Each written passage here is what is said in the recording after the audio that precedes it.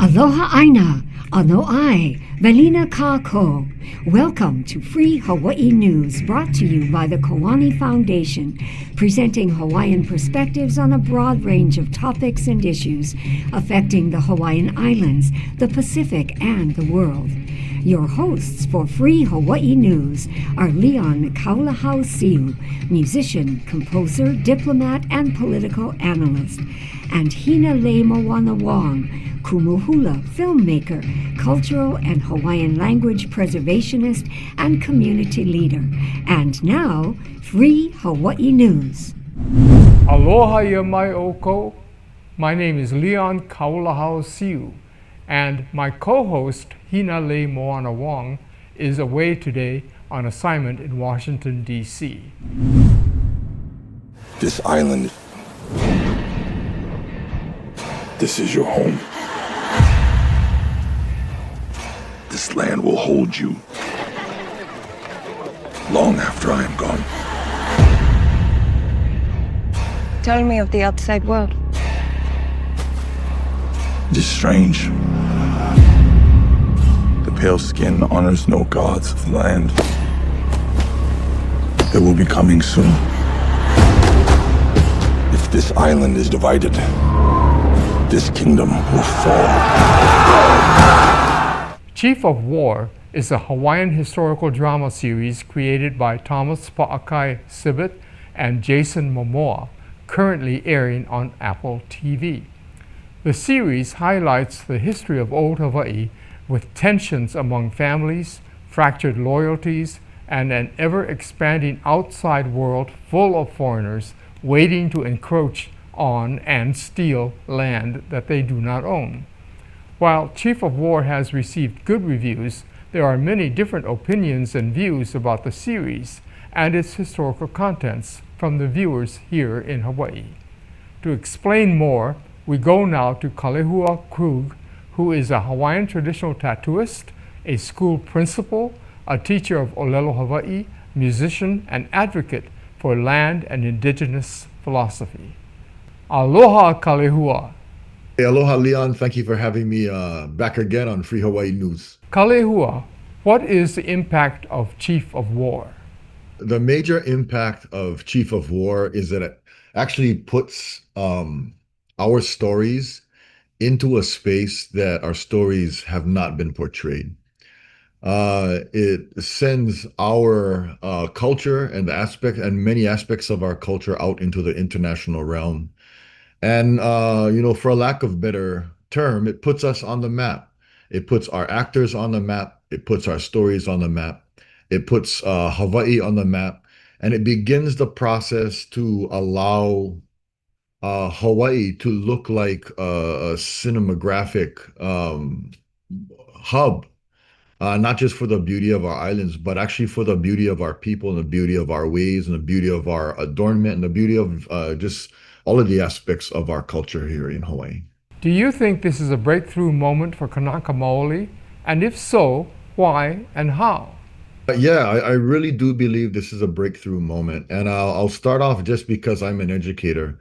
It's a breakthrough moment because it allows our children to have in living color and living, breathing color examples of what once was here. And when you put that on the screen and you actually provide that visual for our children, they can it becomes more normal, and they can actually see themselves now culturally with a clearer label, and just more of an impactful and more significant perspective of self. And because we talk about it, I think before, Hawaiian language and our culture, our ways, our beliefs are very arbitrary to a young child, because we don't see it much now. But once they can see it on the screen, it really normalizes how they see themselves in conjunction to our history and our heritage. Why do you think there are so many different reactions by Kanaka Maoli to the series? I actually think it's a simple answer, and its basis is that it's new. This is the first time. And anytime anybody does something for the first time, you are always going to have folks that have questions, concerns, because you don't know where it's going. You don't know how the future, what the future will hold. And the newness of it provides this trepidation. I think for myself, I support it because we've given our best. We've put our cultural best, our linguistic best, to the forefront. And so because I know that, I can buy into the safety that it provides me as a person, but not everybody can access that safety. So it we really do have to walk through this process. Um, and hold tightly to each other with the reactions, and not let it get too negative or too positive. Just watch it, see where it goes, and learn from the process, and whatever we learn, do better in the future. Some have dismissed Chief of War as purely entertainment. How would you respond to that? There is an entertainment aspect to it. I mean, that's its basis. But I think being that the entertainment door opened this space for Hawaiians, and primarily Jason Momoa and Sibit, it gave them the opportunity to shepherd authenticity in.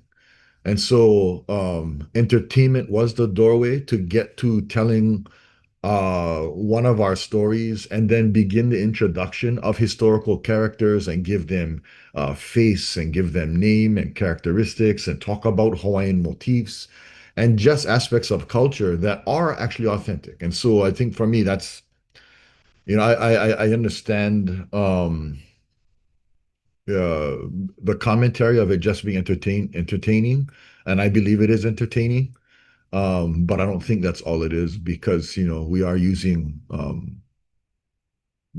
in many of the scenes we're putting as authentic of representations of our culture and our people and our ways and our beliefs. And so it's both. It is entertaining. There is creativity to it, but it's also very authentic in its portrayal, I believe. How would you rate the depiction of history in the series? There are historical inaccuracies, and uh, it's okay to say that, as long as we're transparent about that. Because this show was not there. It's not a documentary, or it's not on History Channel, and it's not trying to be anthropologically correct about our to the timelines per se. That wasn't its purpose initially.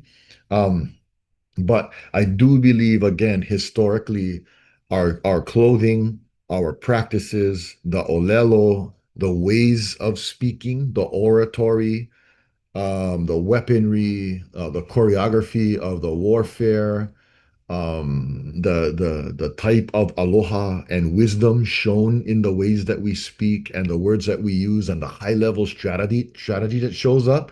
I would say that's historically accurate. It's as though we're looking into a window into the past of a story that we've never read before, or an aspect of it that we've never seen or encountered before, but it's still very accurate in its depiction. How accurately would you say our culture and customs are displayed? Our culture and our customs are displayed very accurately. And I'll give examples of just like the weaponry with the long spears of the pololu, the leo mano, the fine details of the human teeth in the club. Had a ka'ai scene with the bones, and the ka'ai is usually to house the bones of a chief, and that was Ka'iana's father. And the tattoos were there as a accurate depiction of our culture.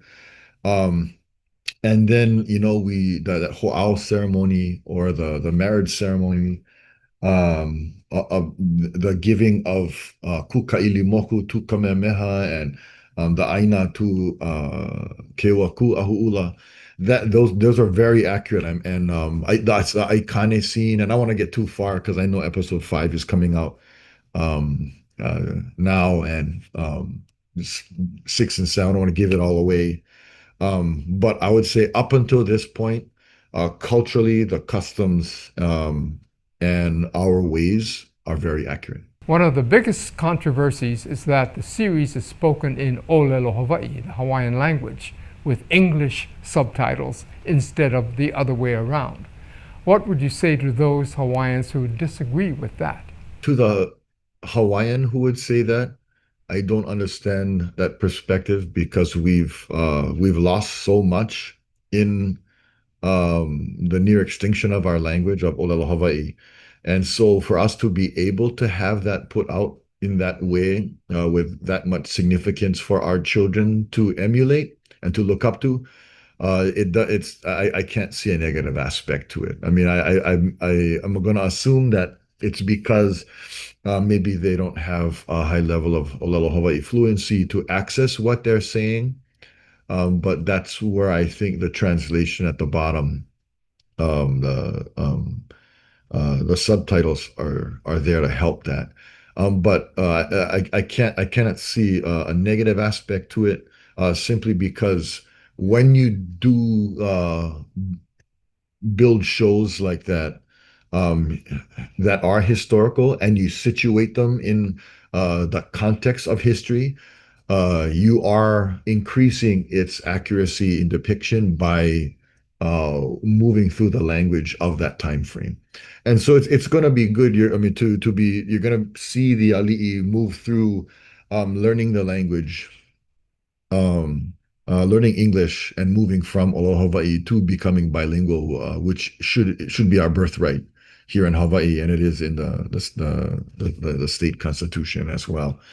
But I believe it to be positive, and even for the any naysayer of any ethnicity, the English is coming in the show. It is going to be the predominant language of the show, but to have those first two episodes in Olelo Hawaii is a huge win for all of us, and just aloha in general, the aloha that Hawaii shares, and the potential that Hawaii's ways has to affect positive change in the entire world. How successful would Chief of War have been in conveying the Kanaka mindset and worldview if it had been done in English? It's going to go back to this idea again of authenticity and accuracy. It just looks more authentic right now, and I won't even say on the cultural side just yet. The just From the media side, when you're watching a TV show, I mean, for myself, actually, I can actually get into the characters more when they're talking in their language. Like when they're not, and they're always, and I think about it, this might be a bad example, but like even like cartel shows, and if they're speaking English the whole time, it's really hard for me to engage because I know that when they were talking to each other, they wouldn't have been. And so it really is about um, uh, the cinema and the creation of authenticity in the show, the character building. It really does help to get into the character, but I feel like it would not allow, if it was all in English, you're just not gonna be able to engage with that Kanaka worldview, that Hawaiian consciousness that comes from that time frame, and it comes from the subtitle translations of the Hawaiian language. If you read them, sometimes they're like, oh, what, where did that? In English, it doesn't sound like we would have said that in English, or the appropriateness. And that's where the worldview comes in, because the translations are coming from that Hawaiian mindset, and to see them represented in English and in English subtitles, it gives everybody kind of, again, that peering into the historical window to be able to access the thinking of the kupuna in that time frame, as represented by the contemporary writers right now. And I think um, it would be difficult to portray that worldview if it was just in English. What does Chief of War teach to those who are not familiar with Hawaii's history? For those not familiar with Hawaiian history, it begins to build this solid foundation that Hawaiians come from something different, that we actually existed. We're not just a story. We're not just this loving people who live in simple, primitive, prehistoric grass hut dwellers.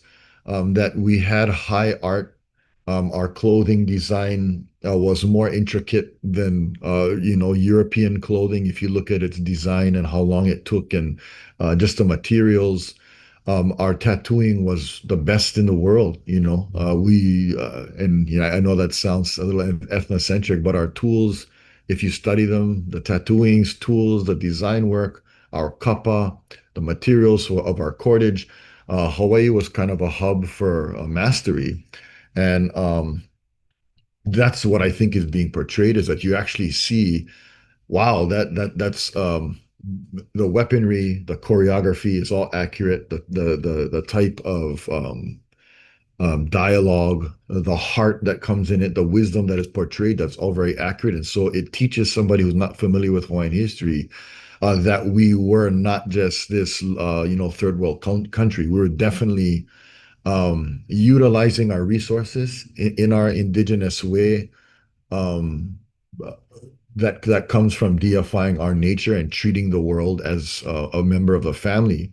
But it also shows how just intricate and I'm going to call it neatly created and designed our culture and our ways were. Um, that allows them to see us as a significant people. Mahalo nui, Kalehua, for sharing your views on Chief of War. We come now to a segment that we call the Pacific Way, where Hina and I discuss topics and how we see it as Pacific people, as peoples of the Pacific, or as Hawaiians in this case. And Hina is going to be joining me from Washington, D.C. And we're going to be talking today about our takes on the project that is being shown right now, that was done by Jason Momoa, a film project called Chief of War. Hina, would you like to offer your comments on that? Yes, mahalo, Leon. And I appreciate us talking about this today, because this is one of the hottest topics that we could bring to our viewership on our show. There are so many things that are going on about Chief of War, and everything from the usage of language to the correctness or incorrectness of history, and it putting on my experience in filmmaking. It's a very daunting task to put on a production at this level. There are so many moving components that I can only say we should applaud the efforts that Jason Momoa has put out, and that, we see excellence rise. And when I say excellence rise, we've never ever had before a show that depicted anything to this level. Again, that's the caveat, to this level. We have had shows that were a lesser level production, lesser level budget, lesser range in audience. We have had shows that were done in our Olelo, but the reach to an audience that would go beyond a limited scope, this Chief of War via Apple TV is exponentially far, far more reaching than any of the previous work. Basically, it's a story being told from a Kanaka viewpoint, from the Hawaiian way. And I just really appreciate that so much.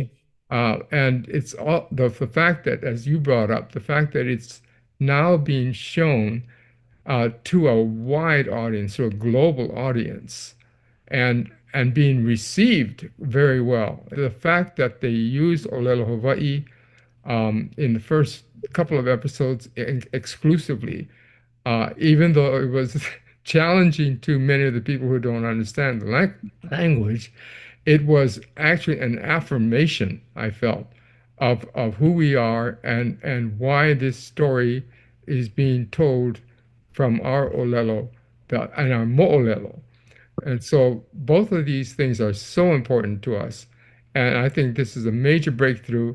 And for the work that I'm doing, for instance, on the international level, this sets the tone and resets people's thinking about who we are and the depth of our culture and the amazing things as the episodes play out, it's going to come into some real, modern or things that the connection with the Western world and how Kanaka interact with that is going to be just incredible. Listen to the stories being told about Indigenous people by Indigenous peoples.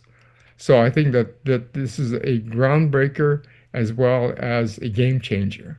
This film has emerged onto the scene in the American film industry context, yet has retained, in my opinion, it has retained enough of this element of by Hawaiians for Hawaiians. Our fellow Kanaka Pa'akai and Jason did their very best to keep it,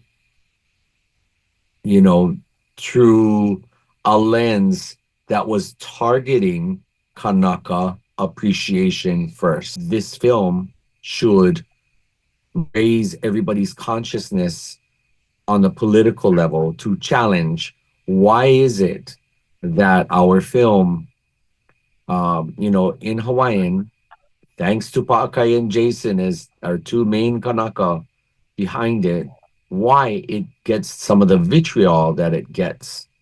When you take it outside of the discussions in and about the Hawaiian community, you get people who throw daggers at it for being in Hawaiian. Rightfully so, we should be looking at this film as an international film because we come from a politically independent nation state as islands that at one time were completely acknowledged by other world powers for being an independent nation. It's things like this, they get into the popular culture that really starts to reset our thinking. We are not Americans, we are Hawaiians. And I think that this is the biggest contribution to our lahui that this is making, that it is giving us or confirming and validating our identity and saying we don't have to apologize or compromise anything about who we are. You're watching Free Hawaii News, giving you the Kanaka perspective on issues in Hawaii. It's been just a little bit over 2 years since the devastating fire that destroyed Lahaina. Since that time, the Lahaina Community Land Trust has been working hard to keep Lahaina lands in Lahaina people's hands by purchasing and protecting lands that might otherwise end up in the hands of investors. They also provide Lahaina homeowners grants to rebuild when their insurance falls short. And the Lahaina Community Land Trust is dedicated to building homes within financial reach that become permanently protected for local families. Recently, the Lahaina Community Land Trust announced a new partnership with the Lahaina business community to transform their local economy to rebuild neighborhoods and help their community thrive. For more, we go now to Lahaina, where Autumn Ness, Executive Director, and Carolyn Auveloa, Director of Operations of the Lahaina Community Land Trust, are standing by. Aloha, Uncle Leon. Nice to see you again.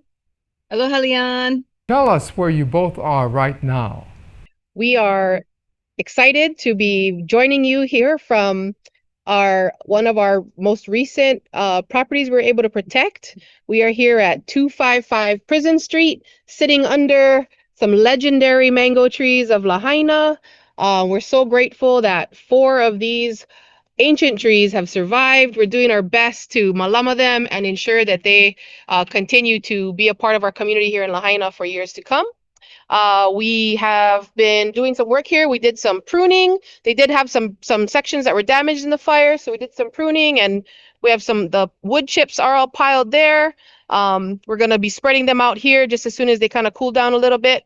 And then we have begun excavating where our sewer hookup is. We are going to be establishing a temporary structure here shortly, so we have like a satellite office to work from, because otherwise this is our usual office.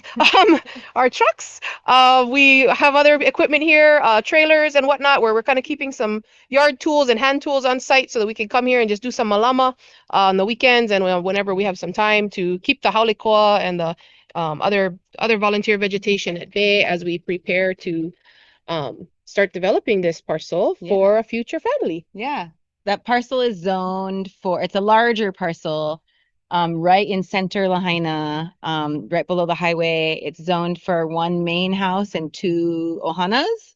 So we'll use it as a satellite office / community space until it gets in the construction queue and we build houses on it. What's it been like for everyone to cross the 2-year mark since the fires?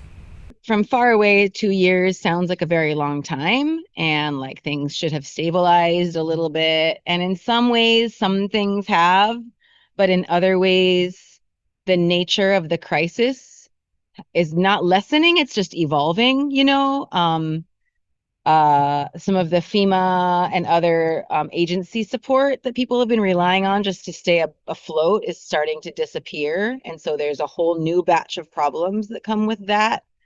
And the stakes, I would say, are higher than they were before, because now people have to make like real decisions. How many properties does the Lahaina Community Land Trust have secured?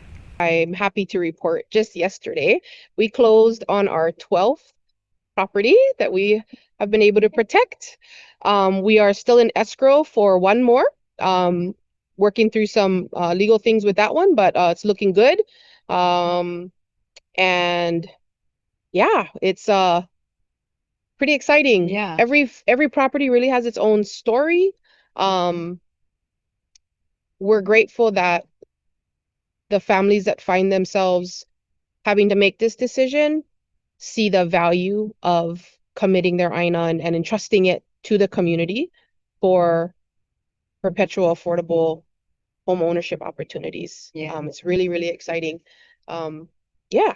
And it's really starting to like become reality what it's going to feel like in a Lahaina where there are clusters of protected housing. Like there's one house where we have 2 of the properties on one block, you know, and there's another street where 2 families in our Keep Lahaina Home program are like almost next to each other. And then we're putting an offer on that to buy the property like in the middle. So there's you can start to imagine there's going to be like little clusters of land trust homes in different neighborhoods, and it's going to be really, really cool. I can already see the kids riding bikes down the street. Yes. How many local ohana have you been able to help complete rebuilding their homes with your insurance gap program? Our insurance gap program, we've renamed the Keep Lahaina Home program. We have 10 families that we are helping with that program right now actively. None of them are complete quite yet. But just this morning, as Autumn said earlier, we got to go to a pre-construction blessing on the first property that is going to actually have hammers swinging here next week.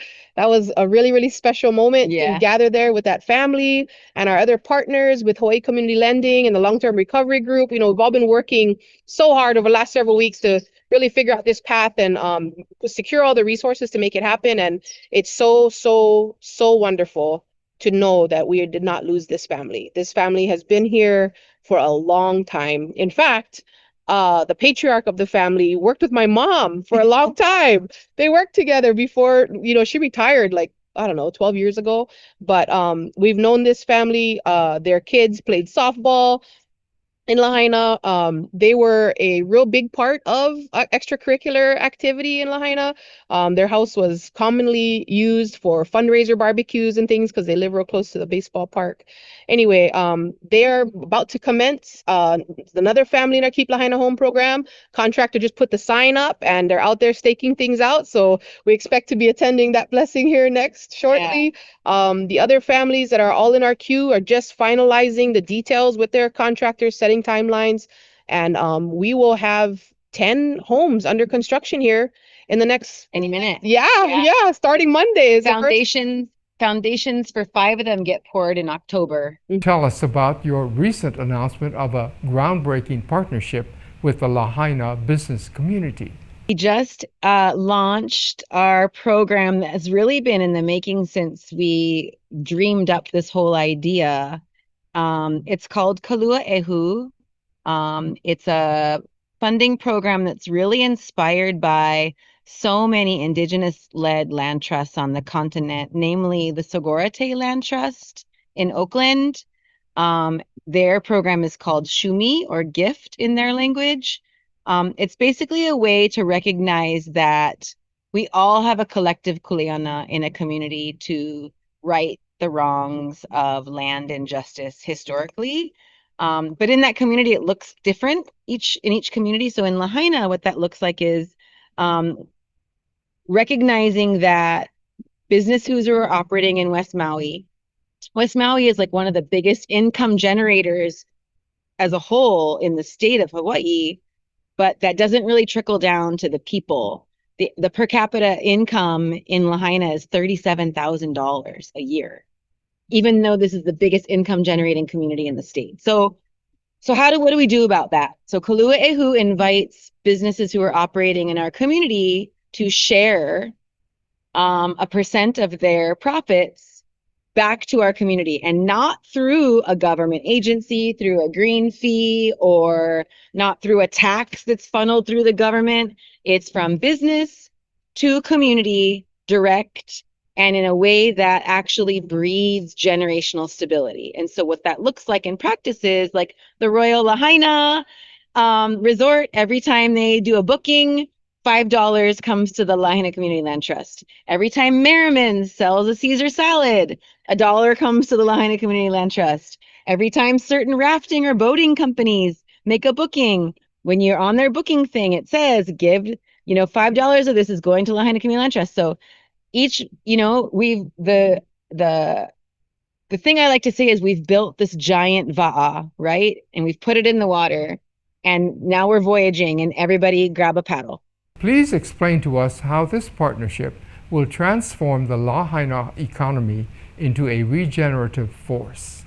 I think that's the most exciting part of this whole thing, is because we hear about regenerative tourism and regenerative economics, but that's not anybody's lived experience. We did a study about Lahaina business owners, and less than a third of Lahaina commercial properties are even owned by somebody with a Lahaina tax address.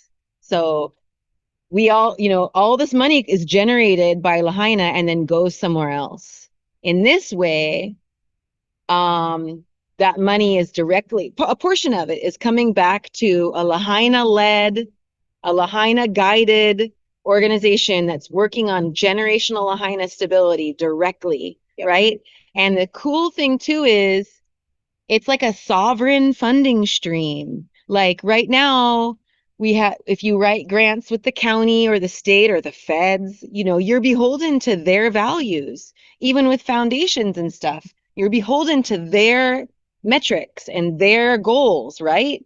When you have a funding stream that comes from the community and they're giving it to an organization because they trust them, we can meet the immediate needs of our community in the ways that we know how. How will this partnership help rebuild neighborhoods? It's going to help pretty directly. Yeah. Like building money in, money out, for real. The pace of things here is so fast that we're spending money as quickly as it comes in. Securing every and parcel, yeah, providing resources to families to Yeah. rebuild and get home. Soon we'll be doing vertical construction ourselves for homes that we'll be building for Yeah. families to be able to move back into. So it is literally directly building neighborhoods yeah. in either securing the aina or building the house. How will this new partnership help Lahaina and its people thrive? This partnership helps in multiple ways. It not only provides this sovereign funding source that Autumn was describing earlier, but it's helping to shift and transform the tourism industry, I feel like, in Lahaina. It will naturally, as people learn about and inquire about, they'll learn more about what this community is going through. They'll learn more about the real people in the community that make this place up. And it's more than just a beautiful place to visit. It's certainly more than a playground or just a vacation destination, but it's our home. And so as we raise that kind of awareness, as these relationships grow, as create greater pilina between the businesses and the community in a different way, in more of a familial way, I think it's going to only help to knit this community together stronger. And as that happens, it will naturally lead to a thriving place. What is the expectation of Lahaina residents at this point? Are they hopeful for the future? There are so many promises made to this community right after the fire from people at multiple levels. Some are really working hard, we see, to try to make good on those promises, and others we haven't heard from in months. There's still so much to be done here. There are so many people still groping in the dark, trying to figure out what their future is going to hold. Our whole town still needs to recover. There are many, many people that are still struggling for employment. So the expectation, I think I can say, a lot of people hope that those promises are made good on. How can viewers and anyone anywhere around the world outside of Lahaina help? You've been to Lahaina and you love Lahaina and you took home beautiful memories or some seashells or whatever that is. Maybe think about what it looks like to love something and to want it to thrive. Mm-hmm. That means you don't just take, you got to give back too. And so are you thinking about coming back to Lahaina for another special occasion in the future? And do you think maybe you want to invest in that future being a bright one for its people too? That's a really great way to help, Look up our Kulua Ehu program and contribute. If you are someone in the diaspora who was pushed out and are just dreaming of a way to come home, just hold it in your heart that we're doing our best to make a new path, in a reality, not just for Lahaina, but we're hoping this kind of bleeds over into other communities too. And reach out to your community wherever you're from. If it's Kauai or Molokai or whatever, there's things happening. Yeah, think about how you might support it. Mahalo nui to Autumn and Carolyn for being on Free Hawaii News. You're watching Free Hawaii News, giving you the Kanaka perspective on issues in Hawaii. Hawaii's travel industry continues to be in turmoil and uncertainty. Now, Hawaii has a newly appointed board for the Hawaii Tourism Authority. One of those here in Hawaii who has been an advocate for alternative models of tourism is Ramsey Tom, who is the director of the Pacific Island Leadership Institute at the Hawaii Pacific University. He is a respected cultural practitioner and instructor of several native Hawaiian practices, including Ho'oponopono and Lua, among others. Ramsey Tom is a sought-after cultural resource, a keynote speaker, a lecturer, trainer, and facilitator. He has been especially effective working with Hawaii's travel, leisure, and retail industry, where he has advocated for integration of place-based and cultural-based values in the Hawaii visitor industry. Aloha, Ramsey. Aloha, Leon. Thanks for having me back. Well, good to have you here. Good to see you again. Yes, well, wonderful. Ramsey, what is the classic model of tourism? Is that now outdated? Well, I think some of us have thought that for some time. Yeah. You know, what most people think about, especially when coming to Hawaii, tourism, a lot of people lying on beaches and those types of things, sightseeing. Yeah, that's all good stuff.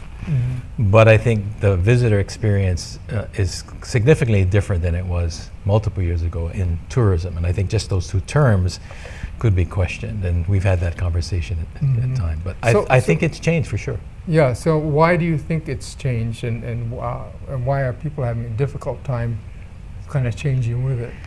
Well, I'm not sure that it's the visitor that's having difficult time or even the residents. I think the industry members and the practices, whether it's the resort industry or if it's the transportation industry, they have mechanisms and practices that really haven't changed. So we're playing with the internal makings, what I would say the internal black box. It's kind of like a sausage maker. You know, it doesn't matter what you put in on the front end, it's still going to produce sausage. Right? Yeah. So I think the industry parts haven't changed enough to really make the product or the experience much different, simply because the mechanics have stayed the same. The other one, I think, is the difference between a state versus a national policy. We often look at places like New Zealand and say, what a great job they're doing. But we have to remember that New Zealand is operating as an independent nation. If we were the nation of Hawaii again, or the kingdom operating on a national basis versus us, I think things might be different. But that's a huge paradigm shift for people. Yes, right. And it would be for everyone here. Absolutely. However, it's something we need to consider because that's where we're headed. That's correct. You know, my opinion is that we're headed there, not too far a distant future. Right. And so we need to be preparing for that. And that's why I bring it up. I Yes. think that's the elephant in the room that people don't want to address. Right. But if that is the case, then I think we should at least put it forward and say, what if? What if this were the Hawaiian Kingdom Visitor Industry Yes. Administration? That's a very different concept, right? Why is that the case? Because the resources are different, the relationship is different, and why would people be coming here? That all changes too. So I mean, that requires significant shifts in the way we treat our place and one another. Yes, well, but it's worthwhile pursuing right now, or not pursuing, but worthwhile considering. That's right. And taking that into account. That's correct. Because right now, I think most of the industry principles and practices are being driven by a national travel industry mindset. Yes. Right. And the fact that it's called the Hawaii Tourism Authority already demonstrates where the focus is. It's on tourism. When you speak about the Hawaii visitor, now you're saying there's some relationship between the people and the place. That changes who we're talking about. Yes. But the very fact that it's called the Hawaii Tourism Authority is already saying where the focus, where the emphasis is going to be placed. That's what the priority is. And I think that's an argument we've been trying to make for some time. 25 years ago, I was appointed by Keʻaupuni Hawaii, an interim government to restore the Hawaiian Kingdom, to serve as the Minister of Foreign Affairs for the Hawaiian Kingdom. My job is to oversee and conduct foreign relations, upholding the interests and welfare of the people of the Hawaiian Kingdom. One of my jobs as the Minister of Foreign Affairs for the Hawaiian Kingdom is to engage, when possible, in international bodies like the United Nations and organizations like the Pacific Islands Forum to represent the interests of the Hawaiian nation in continuity. This is one of the reasons I spend a great deal of time at the United Nations. At the United Nations in Geneva, the U.S. is currently going through the fourth cycle of something called the Universal Periodic Review, the UPR. This is conducted at the UN Human Rights Council, which is based at the United Nations in Geneva, Switzerland. At the UPR, every country goes through a review of its human rights policies and record. It started in 2010, and it takes about 5 years to cycle through all the nations. we are currently in the 4th cycle. At a side event at the first cycle of the UPR of the USA in 2010, we had the opportunity to ask the U.S. delegation a question. On behalf of our Hawaii delegation, Poka Lainui, our friend, asked, please explain how the U.S. lawfully acquired the Hawaiian Islands. Please explain how the U.S. lawfully acquired the Hawaiian Islands. The U.S. attorney who was fielding questions appeared a bit startled. He fumbled around for an answer, and then, after a few awkward moments, he blurted out something like, "This is not a legal question, it's a political question, and the political question has been settled. Next," and he moved on. What did he mean by, "It's a political question, and the political question has been settled"? It took us some time, actually a couple of years, but we finally figured it out. He was referring to the 1959 Hawaii statehood plebiscite, where it was reported that 94% of the people who voted for statehood. That was the ultimate political act, a vote of the people, that settled the question of the political status of Hawaii. Purportedly, it was the Hawaiian people, the original owner, approving the transfer of ownership to another party, the United States. It's like the thief sells their car to someone, and that person sells it to someone else, and you, the original owner, says, "It's okay, I approve." Now you've given ownership to the last receiving party. That's what happened to Hawaii, and that vote was done under the United Nations watch. Instead of catching the sleight of hand, the bait and switch trick by the United States, the UN General Assembly validated the transaction of statehood as having settled the issue of Hawaii's political status. Thus, Hawaii was rebranded as being a part of the United States. The instrument used to certify Hawaii's political status as settled is UNGA Resolution 1469. This is the United States evidence that legally Hawaii is a state of the U.S. But the so-called consent obtained by the statehood plebiscite could only be valid if the vote was conducted properly and only if the proper people voted. The plebiscite failed on both counts.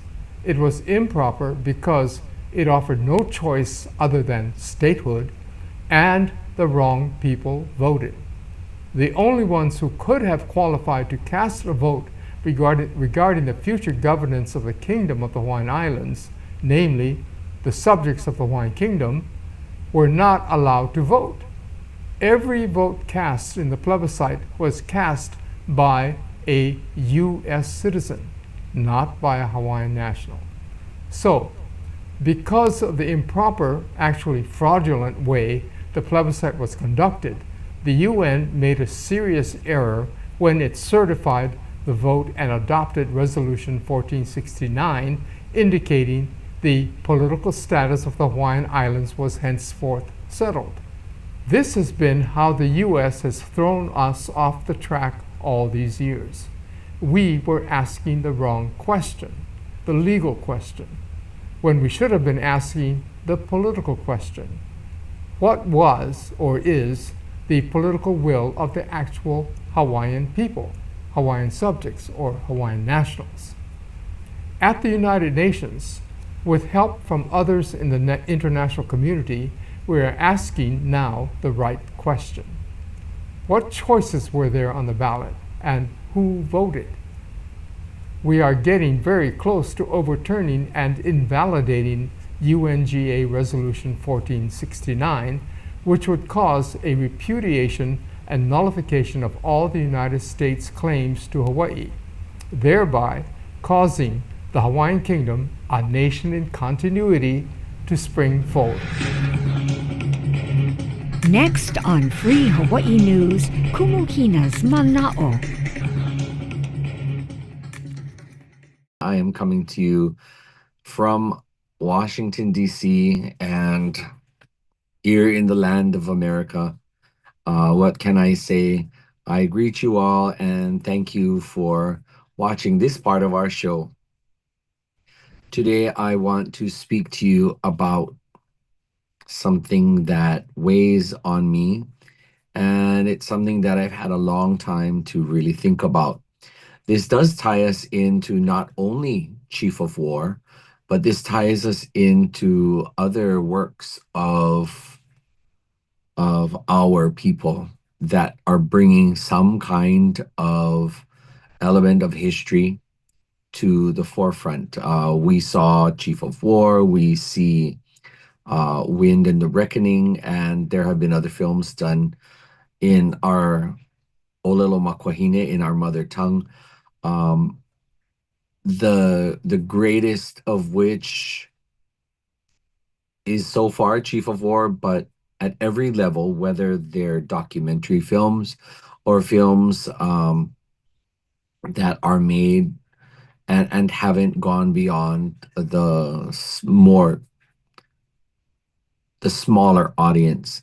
No matter what level our films are done, especially when it comes to the Hawaiian language, I really do look forward to one day our Hawaiian language people will have a very specific meeting to talk about what do native speakers sound like. And I think this is something important. So I'm glad that I'm bringing this topic to you, because once it goes out to you, then it starts to spread in and amongst circles whom need to hear this. People have asked me what I thought about Chief of War and the usage of Hawaiian language and their particular usage. And of course, depending on how I want to look at it, on one hand, I'm absolutely thrilled that it's all in Hawaiian and that I can understand everything they say. However, if I want to look at it from the perspective of being trained and groomed, nurtured, reared to speak in a certain way, my personal background, just to give you a little bit of context before I continue on.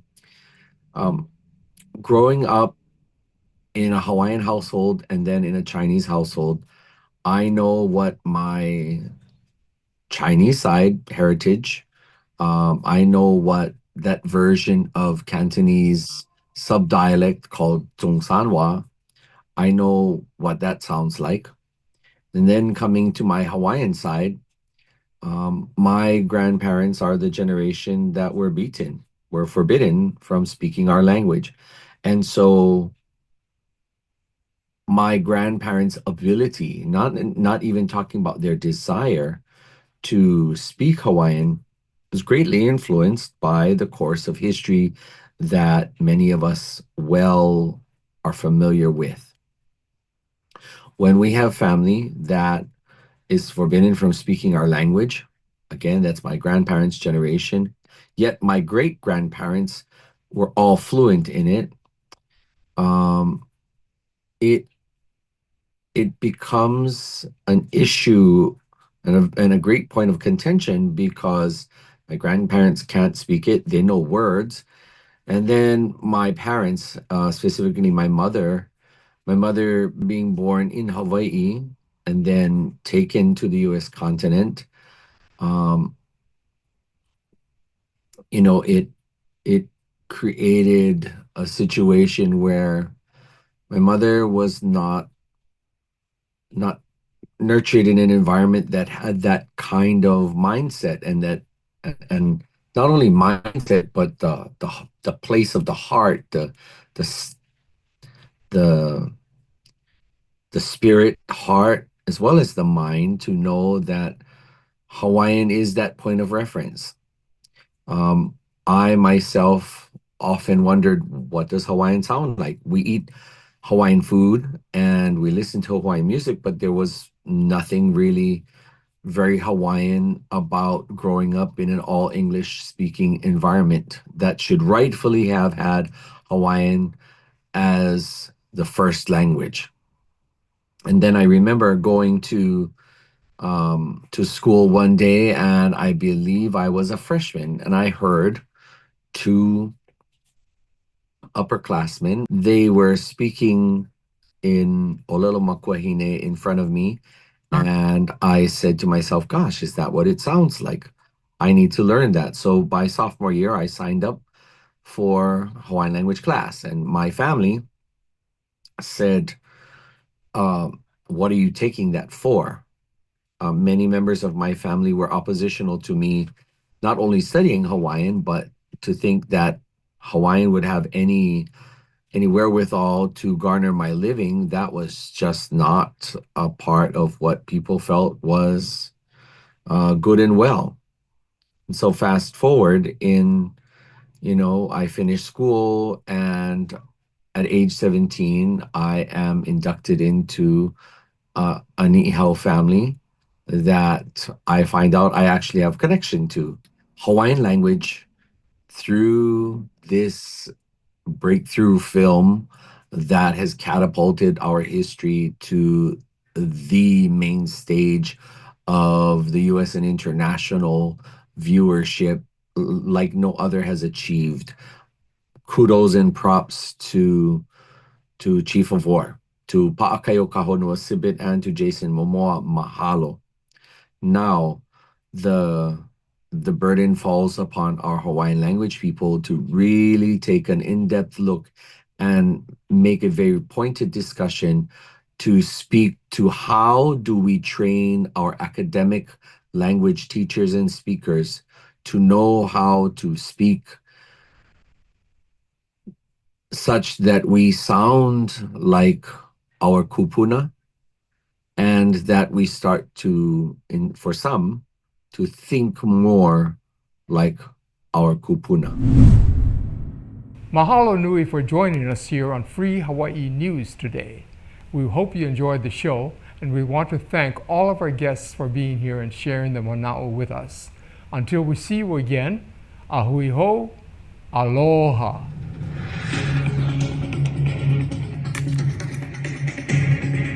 We hope you enjoyed this month's episode of Free Hawaii News. Mahalo for watching. There's a new show every month, so this program will air several more times this month. You can view it anytime on Olelo's on-demand site or on YouTube. See you next time. Ahui ho, aloha aina.